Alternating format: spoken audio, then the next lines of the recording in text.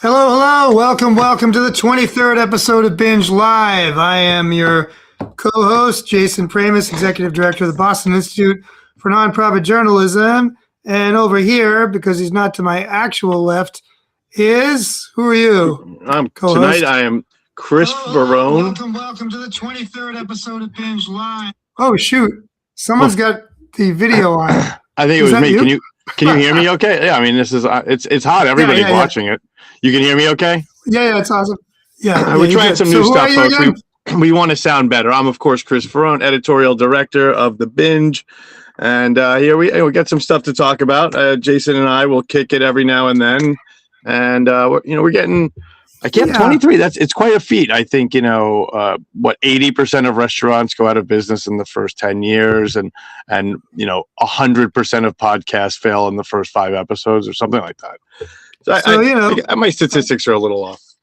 But no, you're definitely in the ballpark. And I mean, BINJ is almost 11 years old. So that's the real remarkable story here. And then this is, over 6 months old. And we've done a bunch of these shows, and we've only missed I think 3 weeks out of the whatever it is now. Yeah, 3 would be 26. So I think it's been 6 months. Tonight we're gonna primarily talk about a couple of topics. Chris will talk about opioid shenanigans at the state level that he and other folks in our crew have been reporting on, and I will talk briefly about No Kings, the latest iteration last Saturday, as well as kind of the burgeoning protest wave in general. So, Chris, take it away. What's going on in state politics with opioids this week? You get the popular topic, I get opioids, but it's all good. It's all good. No, I saw you've been rapping about No Kings already. It's important stuff. Yeah.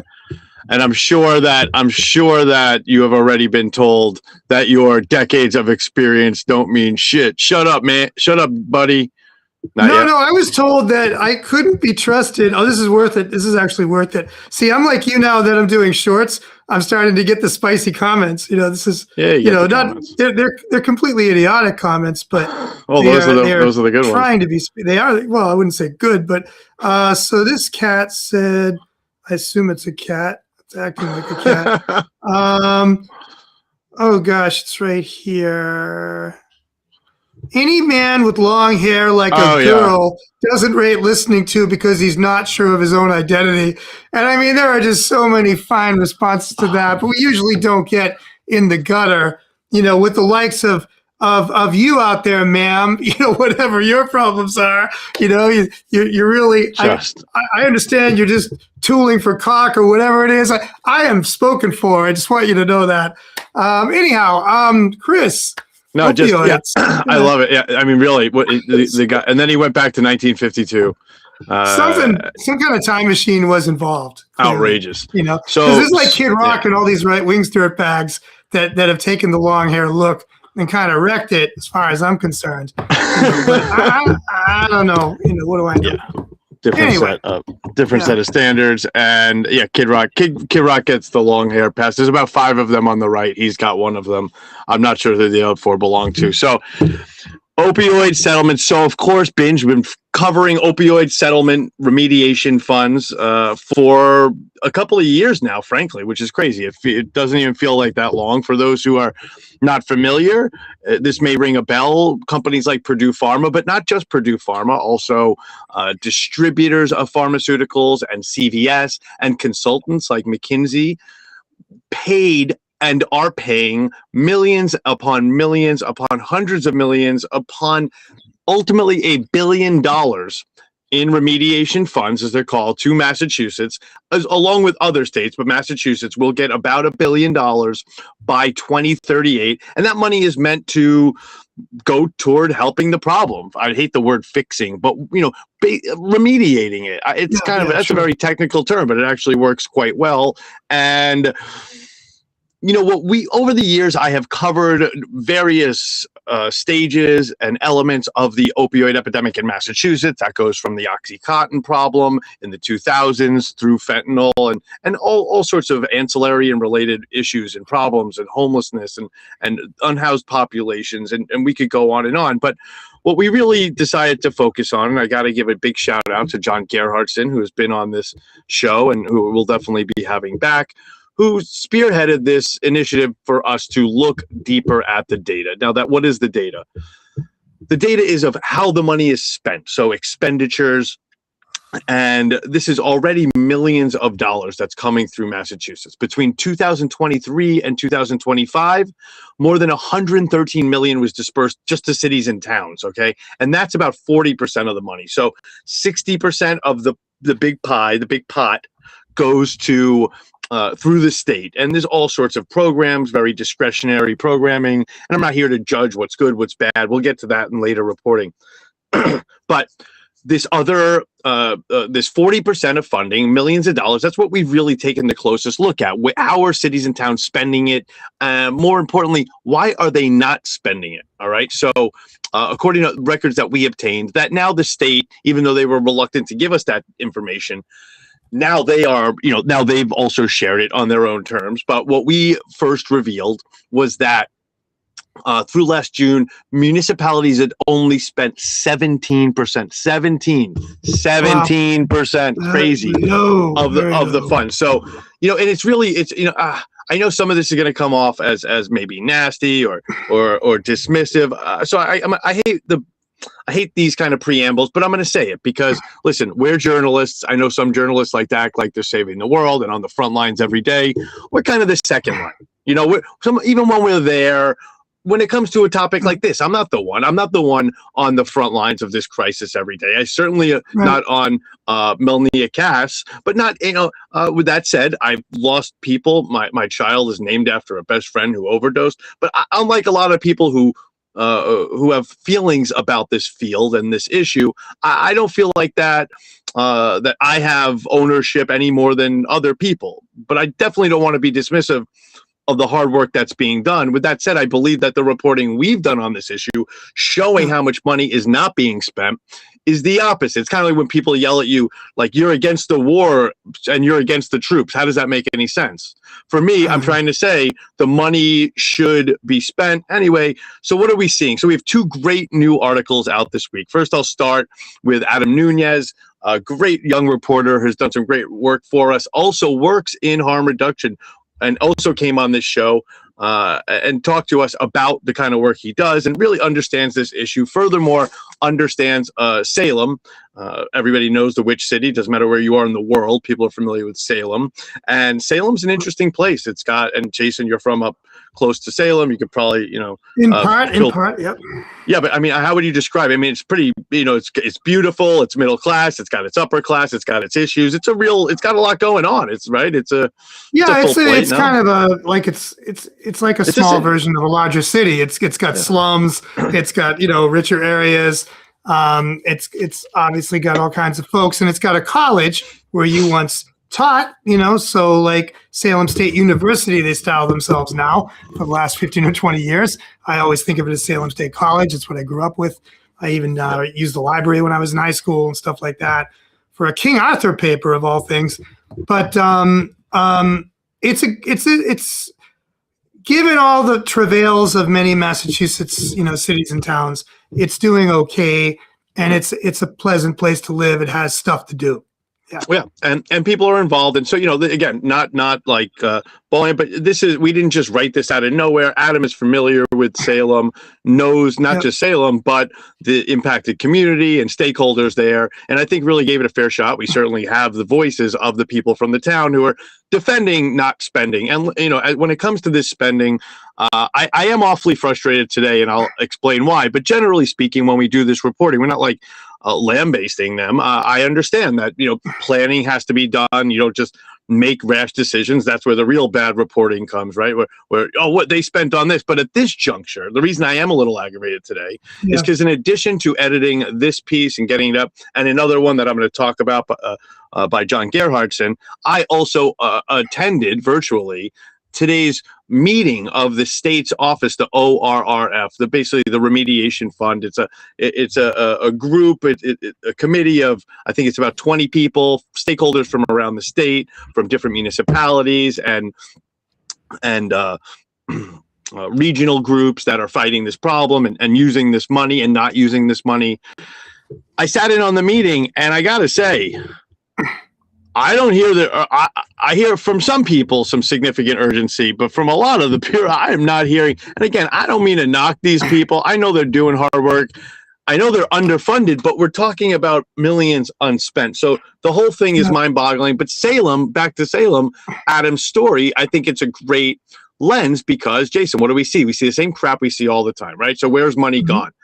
They've already been doing these studies, right? So there's a $7,500 study, and then there's a grant, and then there's a grant. So here, 600,000. So they did 7,500 to the Metropolitan Area Planning Council.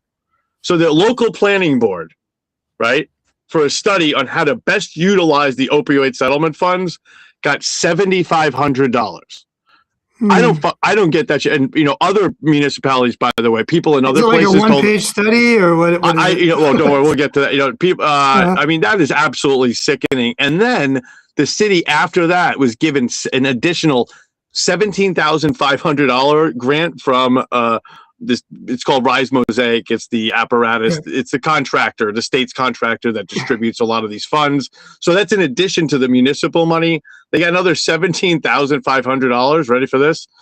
That's going to a task force to provide guidance on allocating funds and ensure spending reflects community priorities. I mean, we're fucking years into this at this point. So, Adam just reported the facts, straightforward. I'm adding a little editorial because at this point, and when I hear these other people, and it's just, I can't even believe it. How many fucking committees? How many? It's absolutely and I've seen it over and over, but the stakes are so high here. The impact is so significant. What we've seen has been horrific. And I don't know. I know a lot of people think I am a hothead, and perhaps I am sometimes, but that's because by the time I start screaming, it's been years. I mean, we've been looking at this. So some of the things today, and by the way, talk about consultants and all this, these committees today in the state's meeting of the ORRF. It's like there's like a new, what are they like? Did you say what ORRF is, by the way? I'm not sure. Yeah, sorry. It's maybe because I can't. I always forget what it stands for. It's Remediation Fund. It's the and this is the council. So basically, it's the Opioid Recovery and Remediation Fund, and then gotcha. And then if you add on the Advisory Council, that's what I'm talking about. They had a meeting today. Right. So, and the background is like there's just how much money was like apportioned to cities and towns overall. It's ultimately going to be $1 billion by 2038. Okay. But right now there's tens of millions unspent in the cities and towns, and then the state has its discretionary funding. Right. So it's like, but when you hear these people, I mean, it's the kind of meeting where you can just. I'm sure there were many Post-it notes being put on walls. There's still Post-it noting walls, asking questions like. What would a headline look like in 2038 if this program is successful? And then, everybody in the meeting has to answer. And it reminds me of why I don't have more addicts. I mean, I don't know. It reminds me of why I don't have a real job, because to sit through this kind of meeting is just unbelievably excruciating because you can't just stand up and scream, hello, what the fuck is going on here? I mean, some people did. Listen, some people are pretty outraged. And some people, on the other hand, I'll get to my next story about this by John Gerhardson, are blaming President Trump for, and sure, there are some things.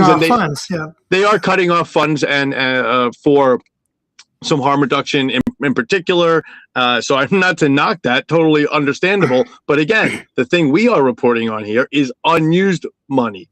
So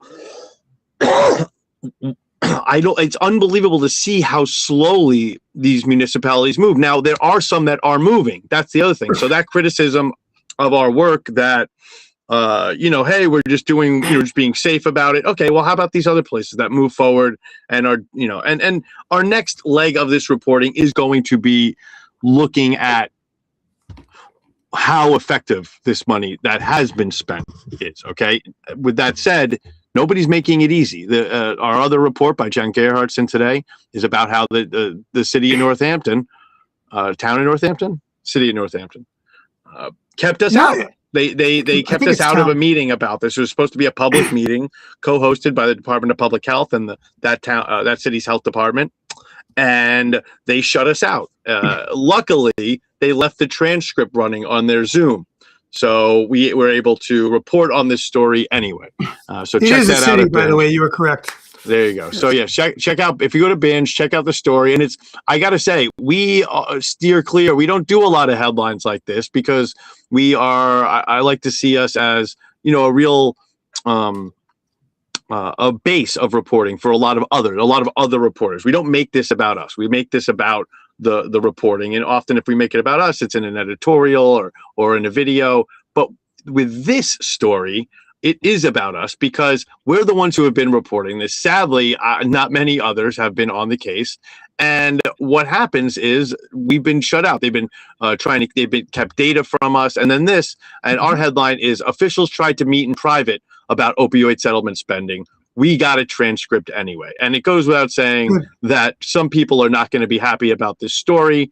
But it's a public meeting, and that they told us that the rest of the meeting was off the record. That's not how off the record works, especially when it comes to public meetings. So after the DPH recording stopped, the AI generated transcript continued to run, and we got a story out of that. So I highly recommend people check that out. I do hope that it causes a little bit of controversy. I think it's a conversation that needs to be had, not just about public access and transparency, but about this topic, about the opioid remediation fund. So with that, wow.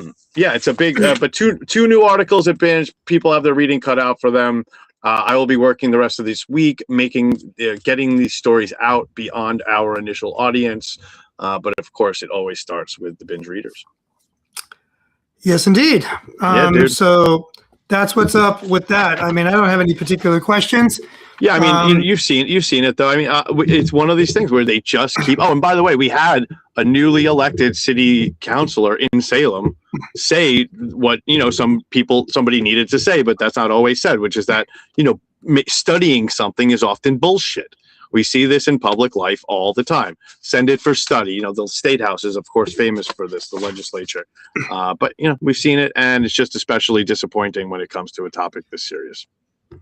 Yeah, we've had that kind of stuff done to us by the legislature and may yet. Oh yes, of course. How many studies have been done on the journalism bill, Jason? Well, nothing much. I mean, we passed a Mass Journalism Commission bill into law. I wrote the last draft. We've discussed this a little bit before, and they never sat the commission even. So there was no study. So we couldn't even get to a study. Forget about having a commission seated.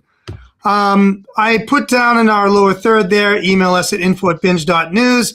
If folks have comments, you want to drop us a tip on the opioid situation in your community, and what you might know or not know about, like how money's being spent or not spent, go right ahead. We always like to hear from folks.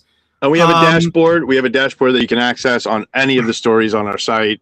There'll be a big thing to click through, and you can check out how much is spent in your city or town. And I'm going to do some more videos where I just kind of, as soon as I figure out how to do, I'll have to Zoom myself, I guess, and do that. Show people, ask me anything. Hey, I live in this town, and it's really easy. You pick the city or town. So Jason, for example, let's see here. Something I should show, or you want to show? No, I mean, okay. Should I do that? Can I do that? Is it that simple? Do you have screen share there? Do you have a little up arrow in a box that you can press there? Oh, don't even worry about it. I'm on my phone right now. But anyway, people should really check it out. I mean, if you go to any of the articles about opioids. All right, hold on one second. I'll do that before. There's two at the top. So bear with us, folks. This is high-tech business. It'll be worth it because I'll just run this as a video. 1952 TV. In the meantime, I will say, here's the story of the week is obviously New York Times drops freelance journalist who used AI to write book review. And I'm happy to report this is not a former BINJ reporter. So this is not one of our ex-interns. So in Adam's article, where would I find this link? Oh, here it is. I got it. Oh, wait, no, that's not it. The second one. Yeah, the second one. The second one in the article? All right. Well, maybe the third. Maybe the third. Third. It says it looks like it says click here to explore opioid settlement expenditures. Explore. Oh, Yeah. I don't see it. Toward the bottom. Right over the headline that says analysis paralysis, which I got to say is a pretty. That is pretty nice. Oh, you mean just click the box? Okay. Yeah, click the box. I got it. Okay. Now Cool. I can share with everyone so you can all see. So let's do that. Let me get rid of this lower third here. Sorry to use technical jargon, people. And now I'm going to share screen. And that's it right there. So let's share it. Okay. Very cool. Love it. All right. So, this is what we're looking at right now is everything that's, been distributed. Actually, that's FY25. And you could change it, but you can just leave that for now. But if you want, I can go right ahead and do whatever you want. No, I don't want you. No, I don't care. I'm just telling you. So, and then why don't we go to click either up top, municipalities, or view all municipalities. There you go. And then, you see there's a list of them. So let's, pick any of those look interesting to you. Lawrence, always. Well, right off the bat, you can see, if you go back actually real quick, you can actually see the percent utilized on the right. We have a whole column there. Our dashboard is badass. They've actually used more than others have. And so you can actually see, where they're, who are you interested in looking into? You can see how much. Well, look at Fall River. Look at Fall River. What a surprise that they haven't used much money. Have they not? Interesting. Yeah. And Fall River is a town with it. Their coordinator was on today's call. And, so now you look at it, you can see. So that's their disbursement. I mean, Fall River's big, right? So they're getting $422,000 a year, or at least that's how much they got last fiscal year. But if you look, the next number is the carryover funds, right? 1,808. Now, that is 1 million. Yeah, that's more than that's almost $2 million they already had. They're barely using anything. They've spent $346,000. Mosaic funding, that's just an extra tranche. We don't worry about that. And then if you go down, you can actually see we have right here the projects that that they have spent on. And, again, I'm not familiar. Yeah. And, they have some significant stuff. Some cities don't give as much information. We have to go back to them. But, this is what we've done here. This is the real deal. Let's do a couple others for the sake of this awesome video. Rush tonight, so. No, I mean, pick one and then, just like, let's see. Attleboro, or as older people may know it as Paddleboro, if y'all remember that. Let's go. Yeah. So Attleboro, what do you see? All right. So they've got, they spent 22%, and that's a little bit above the average. I think overall, it's like now 17%. The first time we reported on this, it was as low as like 8% of the money had been spent. But now Bedford is embarrassing. What is going on there? Yeah, well, this is the whole thing. Well, some of them want with the more money. They are the ones really forming these committees. But again, it's been years now, and I'm not saying like heads have to roll. I am saying that I would just like to see more pressure. And also, I got to say, I am a little bitter because our reporting has, while it has unfortunately not been trumpeted, not been. Piggybacked by some of the bigger outlets, because I don't know why. This is an issue you would think they care about. But in addition to that, we are getting a lot of pushback now because of the nature of our reporting has been somewhat critical. Springfield, whoa.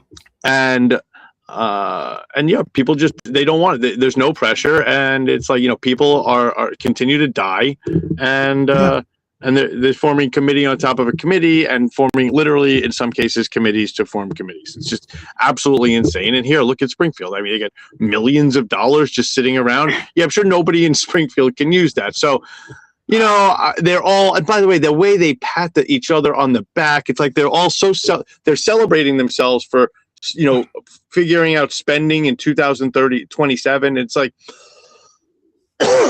just crazy. It's just not how I operate, and I guess that's why I work at BINJ and not for a Massachusetts city or town.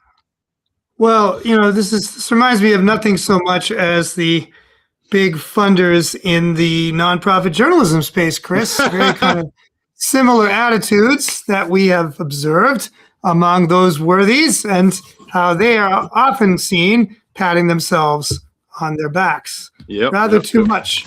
But I've already gotten too prurient on this show, so I needn't go further with that discussion. All right, so let's get into No Kings, which I've seen. Actually, it's been interesting because even Arun Gupta and Mark Provost, two people I respect, who I wouldn't, and who I'd actually say, put Jason in a ring with those two. I know Arun, right? So I read him too. It would be like friendly and not friendly, but ultimately it look like Heathcliff. Heathcliff, when it's just like you just see the arms coming out of the big dust pile, and that's the beauty. That's the beauty of the left, I think. And but I was surprised because I do thoroughly respect Mark Provost as well, but he has been helping with the organization. Well, Mark's it's pretty simple. He's pretty radical, but he has been organizing with them up in Maine. And I think, listen, I'll just give you the launch because you're the one who kind of did some thinking on this. For me, it's just like, I think that it's different across the country. We have absolutely seen shitty Democrats standing in the front in places, including Boston and New York, some of the more visible spots. It's not something to deny. Now, whether that's okay with you or not is very subjective thing. For me, I just kind of stay out of it. I hated when I covered protests and people would say protests aren't worth covering or whatever. These are huge and they are something that should be documented. Because they're documented by mainstream press, I could say as the editorial director at BINJ, I see no priority. There's tons of coverage out there, not to mention a billion posts on social media by the people who are actually there, and that's important because But with that said, Jason, you have been around quite a bit. We first met, both of us, covering the Occupy movement, which is very different but similar in that these take on the flavor of the city or region where they are. So what are you seeing nationally? I guess I would start. Look, to me, it's fine. All the critiques taken as given from the left, right? I think one place I have some agreement with somebody like Arun Gupta is the weakness of the left, if one understands left to mean anti-capitalist, right? That those forces are in some disarray. Not that there aren't millions of people that have critiques of capitalism from the left. There are, we see that in a lot of different ways, but you don't have what you used to see in the United States, like really strong and militant labor unions who all had different politics back in the day. If we're talking 30s, 40s, into the early 50s, when the Cold War kind of overcame the labor movement and had a lot of negative effects on it. Those kinds of groups, I see this kind of gets into what I want to talk about a little bit down the line in a couple minutes, which is a lot of the cynicism, I think, about the No Kings protests from the left comes over like, how are you going to convert even the numbers you're getting into the streets to some degree on the false pretense that the Democratic Party is actually an opposition party to the Republicans, in any significant way at the federal level. Again, often with Chris here, I will mention that I certainly separate local and state Democratic parties from the federal one more than they probably deserve, right? But I'm trying to be fair. I do think that the lower you go on the totem pole in that particular big tent of a party, the more actual left-wing, sort of politics you start to see, right? But when you go higher up, it's the reverse. It's very much corporate dominated. And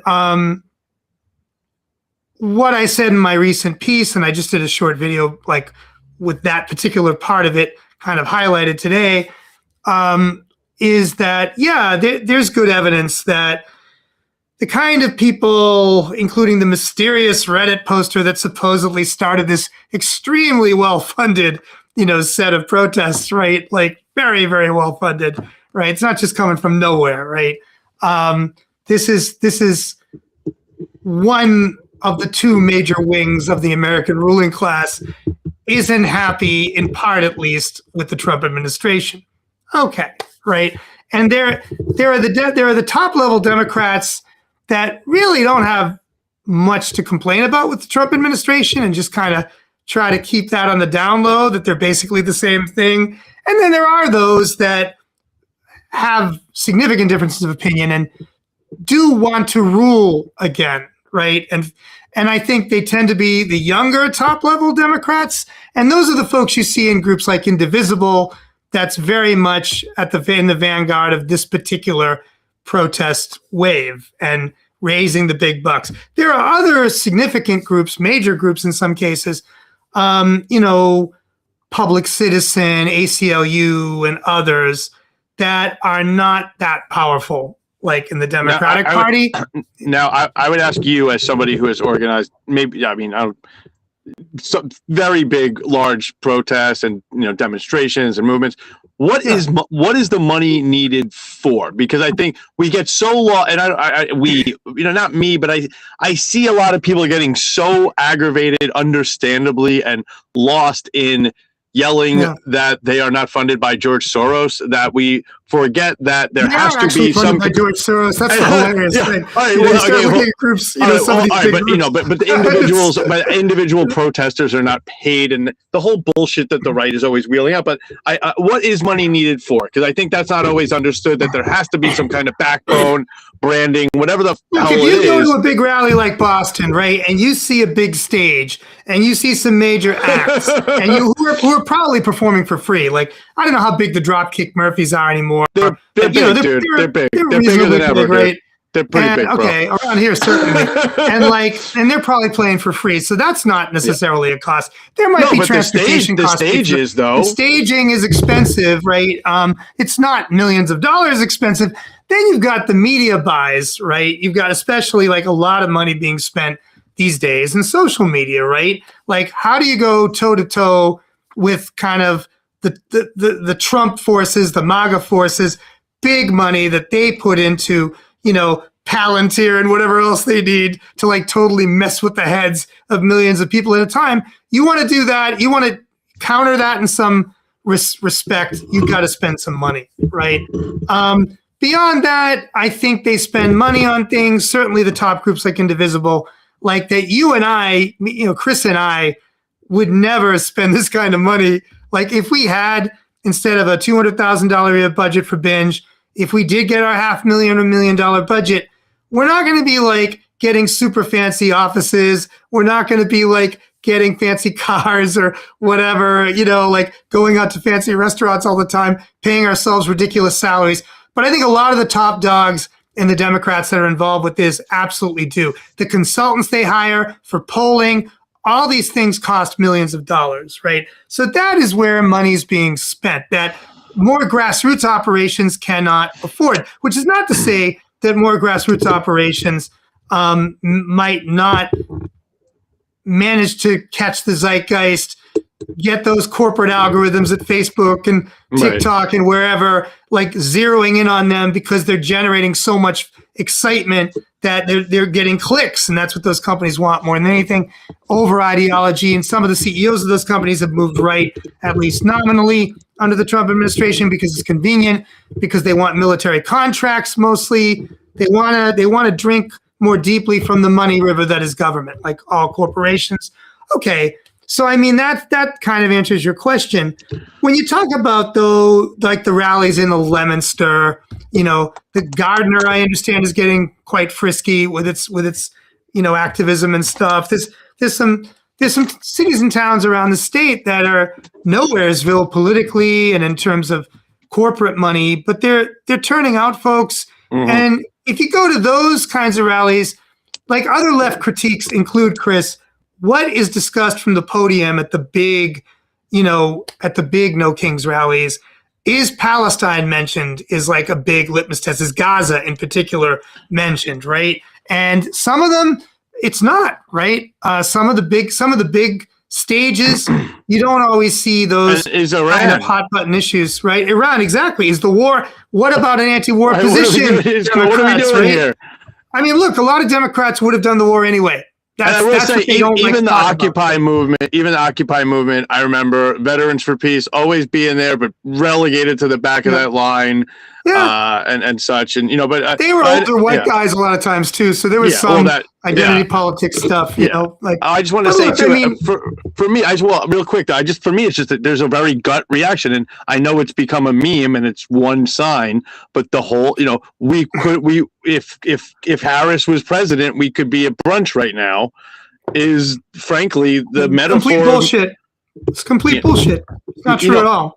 It's I think it just shows the divide of that when you have. Tell me, Chris. What? Why would we have people like at some of these big rallies, like weeping crocodile tears about us not backing NATO enough, not backing Voice of America, woe betide, the fact that Voice of America were there signs about Voice of America? I don't think so. I don't think anybody's. There were definitely people that talk about this stuff, on social media building for these rallies. Like they listed along with examples that you and I would agree with. Like we have more people without health care, more people that are hungry in the United States. This just by all the classic metrics of whether a country like the U.S. sucks or doesn't suck. The U.S. is failing faster, worse than it has been ever in my lifetime, certainly. So like they'll talk about that stuff together with stuff where anybody who's coming from the left certainly is like, like NATO's not so great. Foreign aid to like Ukraine, that's pretty questionable nonsense there. Like the way it played out, like, and since I mentioned in my own column that one of the critiques that I think lands is that some of the people, groups like Indivisible are the kinds of people, in some case, the people themselves that were running so-called color revolutions in places like Ukraine, essentially on behalf of certain, favored at the time, like 2014, if we're talking, U.S. corporations who are going to benefit from like getting rid of a Russia-leaning government that people elected, and did Russia screw with that political process, in that particular election? I'm sure it did, right? But whatever, two wrongs don't make a right, do they? And the U.S. backing forces that are literal Nazis in Ukraine, and then kind of enforcing the American press corps that had been critical of the Nazis in Ukraine to suddenly stop talking about it. Like that kind of stuff is where somebody like me, who's both a journalist and politically on the left, is going to be like, whoa, hold it. And are we trying to say that the current government of Ukraine is like democratic, small d in any way at this point? Or is it in fact a dictatorship that's propped up with U.S. money? Like if we can't discuss these things from a supposedly opposition stance at something called No Kings, where exactly can we talk about these kinds of critiques? Nothing, no love lost for the Ukrainian people. Like any decent person feels horrible for the Ukrainians. They're screwed every which way from Sunday. But I don't think, I'm in the camp that does not think that ginning up this ridiculous war the way we do, basically pushing Russia to invade, using NATO that way, trying to push NATO right up against the Russian borders in ways that, like, if Mexico, suddenly joined like with Russia and said, hey, we're Russia too, the U.S. would invade the next day, it would not even be an issue. Like, so as far as like, that kind of stuff, and as far as like even invading Iran, although you can say, oh, Obama didn't invade Iran, right? Yeah, but Obama put these horrendous sanctions on Iran, right, that were worse than the ones that were already there, that has caused the immiseration of millions of people in Iran, beyond whatever immiseration that certainly, again, folks like me on the left or you are going to say, yeah, maybe we don't love the Iranian government so much here, but probably from our perspective, we could see people like from the grassroots up, as people have been trying to do, like get themselves a new government, a more democratic government, right? Less of a theocracy. And I do, though, think that it's perfectly possible that a Harris administration, under pressure from some of the same forces, including the classic military-industrial complex, meaning Lockheed Martin, like all these big companies that make money when the U.S. uses more of their munitions, more of their aircraft, they get to make more, they make more money. That kind of stuff is the kind of pressure, as well as neoconservative hawks, which both parties have, that are like, let's have another war. Yeah, you almost forget it. Right? You almost forget that it doesn't get discussed, Chris. Like in the mainstream press, it still doesn't get discussed. Like people are not allowed to speak as I'm speaking, even in brief here.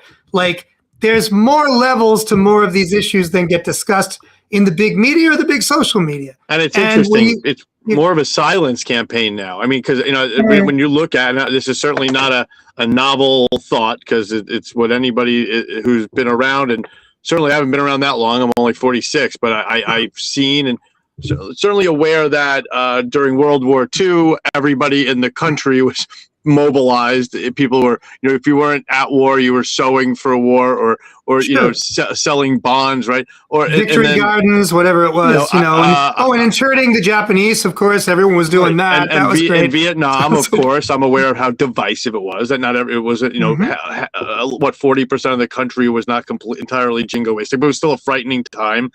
Chris, here's a war. The Iranian war, the Iran war right now has 60% of the population, including a lot of Republicans, against it. I know. I haven't seen one. No, my point is but more so on the other side of what we don't see. I haven't seen a single bumper sticker. Where's the enthusiasm? It's nowhere. So for the anti-war position, but yet the media still, cheerleads to a certain degree, even despite all things and despite Trump. I mean, if it wasn't Trump, if Obama had, not just launched a war through sanctions, God knows how they would have cheered it on. It's wild to think. Yeah, I mean, generally speaking, the U.S. Larger media, the top media, so-called, again, has a terrible track record when it comes to cheerleading. Absolutely horrendous wars, imperialist wars on the U.S. part. And I always remember this sketch on that Mitchell and Webb look from the UK, where they show these two Nazis in World War II, and they're like chatting, they're kind of in a trench somewhere. And then one of them turns to the other and goes, "Are we the baddies?" He's asking the other guy, "Are we the bad guys?" Because it hadn't occurred to him that maybe they were the bad guys. Well, I think a lot of Americans understand that with things like this, extremely illegal under international law kind of military conflict the U.S. and Israel have ginned up with Iran, that, we're actually the bad guys here. And this is not about any more than Libya was like bombing Libya, doing stuff in Afghanistan. Wasn't about liberating women.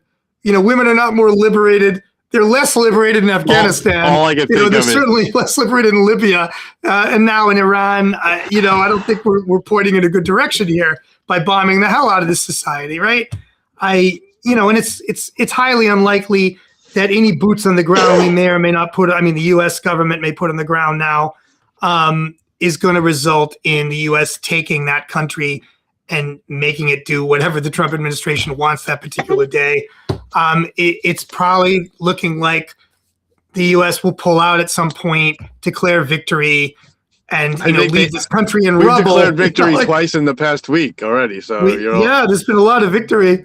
The Cubans had a victory because Trump's allowing a Russian oil tanker to get to them. That's kind of funny. That's so Trump has broken a blockade that's stood since 60, 61, something like that against Cuba from the U.S. So congratulations, Trump administration. If this sounds to folks listening to Chris and I rough around the edges, what we're saying, it is. I mean, we're speaking extempore here, we're off the cuff, but I do think that it's good in general that lots of people are being gathered together in days of action like No Kings. I think it's interesting that No Kings leadership is now calling for a general strike, which is not something you see, big league Democrats ever call for. And there's already been articles saying, well, they don't really understand, or they don't want to understand what a general strike actually is, and that it takes organizations organizing for months or years to really do them, and they don't just last one day. Whatever. I mean, I think that it's good that people get used to getting out in the street. These are, in fact, the largest rallies, pretty much all three of them. Like one of the one-day 2018 Black Lives Matter related rally days was one of the top five, but three of the top five largest U.S. rallies ever.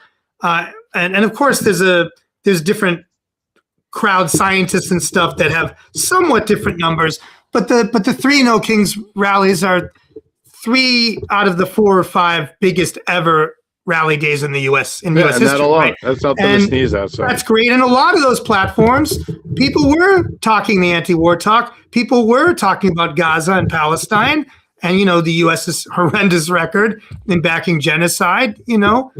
Prosecuted by Israel, while so many other countries that could do something don't. In addition to the U.S. So I mean, it's out there, right? You can't keep the lid on this kind of stuff. And if people believe in their free speech, this is the way you keep it, folks. I've been writing this. Chris writes this. We say this consistently. It's like a muscle. You got to exercise it. You got to use it. So if you're a journalist like us, you're going to write a lot. Now we're doing video more too. And, if you're just, and if whether you're whoever you are, you got to get your feet out in the street sometimes, right? And eventually it's going to matter. You're always, whether you're a kid in school speaking up or a person, the squeaky wheel at a town committee, it's never cool. You're always a pain in the ass if you're speaking up. It's infrequently comfortable. So it's when you have other people around you, it's important. It feels good, and so I'm not here to knock it. Other than sure, there's definitely some politicians out there I wouldn't want to get behind, but fortunately, I'm a reporter. Jeffries, people like that are questionable, I'm a reporter, right? and I don't need to be, and also, listen, but this is that you do see the decent Democrats in Massachusetts for things like this getting up there with the not so decent ones. So again, I'm glad that you certainly have an interesting perspective, and for me, it's just the fact. I think the size is just too much to knock. What would I prefer? If everybody fucking stayed home and watched football? No, it's so stupid. No, Chris, they're all crisis actors. It's all AI. It's like, shut up, people. Well, that is just I'll tell you, it's one of the. Like, they're not going to scare me off, but I'm not. I don't know. It's like stick your heads out of your mama's basements, boys. And take a look at reality. Though. Like that is people so are dumb. in the streets. Okay, the accusation. Yeah, I know. Anyway, it's not playing anymore, and I think what the key though is, Chris, if the Democrats manage to regain power over the next 2.5 whatever years, let's see if these protests continue, because I can assure you, in most scenarios I can imagine, the Democrats are going to continue to let too many people go without education, too many people go hungry. They're going to be involved in too many imperial entanglements, including in Palestine, including, feeding the war machine in Israel and beyond, and doing, the U.S.'s own bad things on behalf of U.S. corporate interests. So, I mean, you got to stay in the streets. This should be part of a culture that people are building. And I think at a certain point, it'll get out of the control of goody-goody Democrats in D.C., Beltway bandits all, right? So, there you go. All right. Well, let's wrap it up on that, man. Wrapping it up. We actually went almost 15 minutes, Not bad. So, all right. Well, we'll see you next week, next Tuesday at 8, folks. We don't know who our guest is. I believe we will have a guest next week, though. I'm pretty solid on that. So we'll see you all in 7 days. Bye, folks. I'm here.